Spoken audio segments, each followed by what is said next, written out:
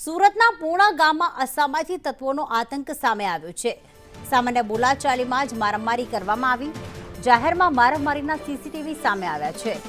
સામાન્ય બોલાચાલીમાં યુવકને માર મારવામાં આવ્યો હતો। સીસીટીવીના આધારે પોલીસે તપાસ હાથ ધરી છે। મનીષ અમારી સાથે જોડાઈ ગયા છે।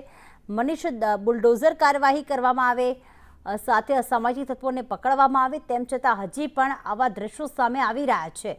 એનો મતલબ એ કે કાયદાનો કોઈને ડર નથી। આ ઘટના અંગે શું વધુ વિગતો?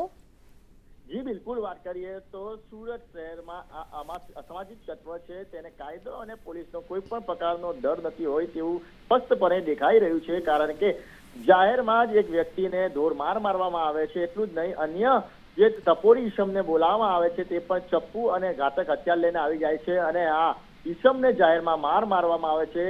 સામાન્ય બોલાચાલીની અંદર જ હથિયારો ઉછળે છે, તલવારો ઉછળે છે, ત્યારે સીસીટીવીમાં સમગ્ર ઘટના સ્પષ્ટપણે કેદ થઈ ગઈ છે અને સીસીટીવીમાં પણ જોઈ શકાય છે કે કઈ રીતના બેખૌફ રીતે આ જે લુખ્ખા તત્વ છે તે આતંક મચાવે છે અને એક યુવકને માર મારે છે। હાલ તો સમગ્ર મામલે જ્યારે વિડીયો વાયરલ થયો છે ત્યારે પૂર્ણા પોલીસ હરકતમાં આવી છે અને અત્યારે આ વાયરલ વિડીયોના આધારે જે ટપોરી ઈસમો છે તેની શોધખોળ હાથ ધરી છે। જી આભાર મનીષ તમામ વિગતો માટે।